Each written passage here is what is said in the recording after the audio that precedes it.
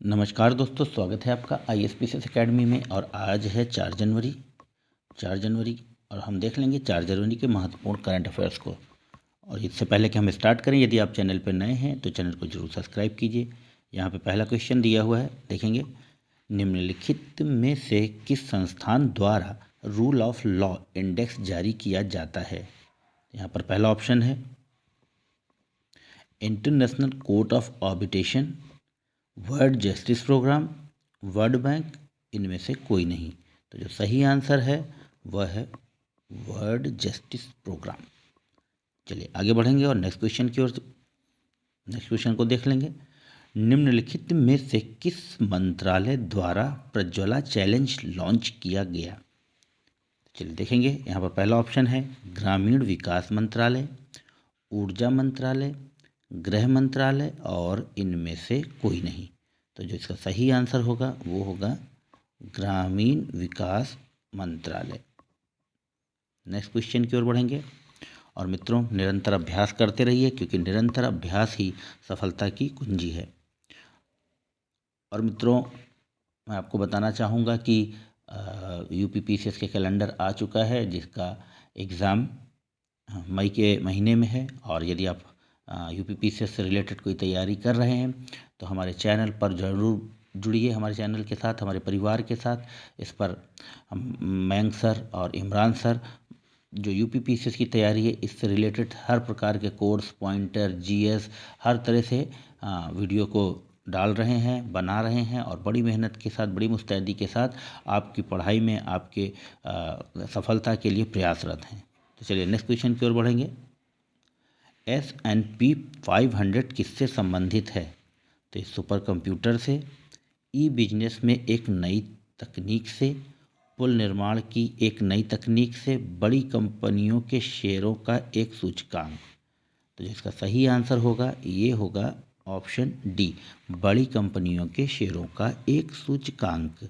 और मैं बताना चाहूँगा आपको कि यह अमेरिका का एक इंडेक्स है S&P 500, जो बड़ी कंपनियों के शेयर को मापता है उसको। चलिए नेक्स्ट क्वेश्चन की ओर बढ़ेंगे। निम्नलिखित में से किस देश ने माइक्रोप्लास्टिक फिल्टर करने की एक नई जल शोधन प्रणाली विकसित की है?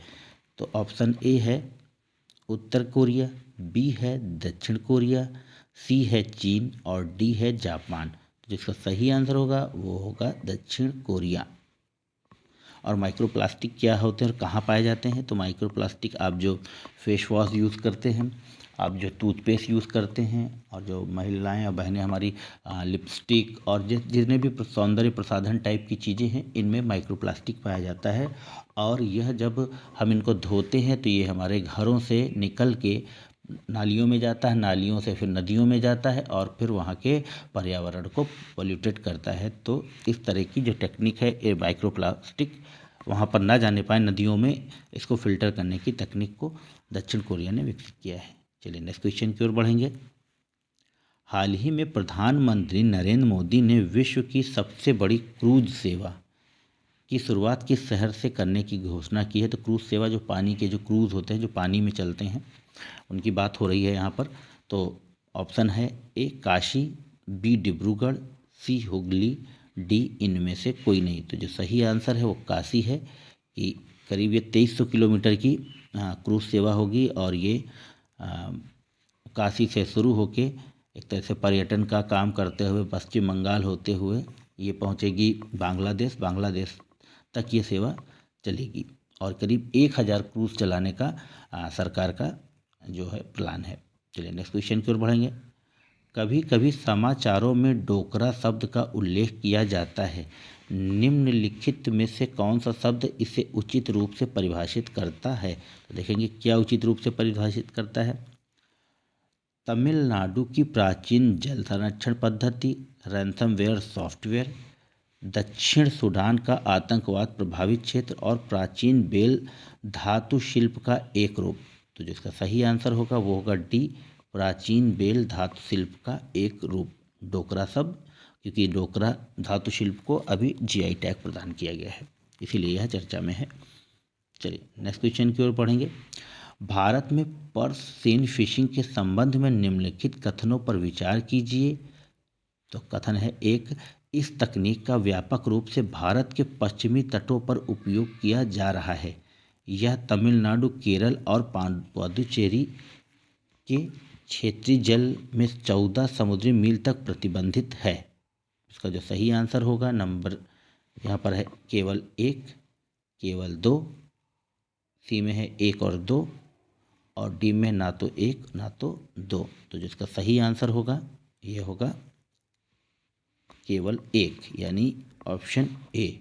यह एक तरह की मछली पकड़ने की पद्धति है जहाँ पर मछुआरे तमिलनाडु के तटों पर जाते हैं, केरल के तटों पर, पुडुचेरी के तटों पर और इस तरह की फिशिंग को करते हैं। चलिए नेक्स्ट क्वेश्चन की ओर बढ़ेंगे। हाल ही में खबरों में रहा ताल छापरा अभ्यारण्य निम्नलिखित में से किस राज्य में है? मध्य प्रदेश, उत्तर प्रदेश, हरियाणा, राजस्थान।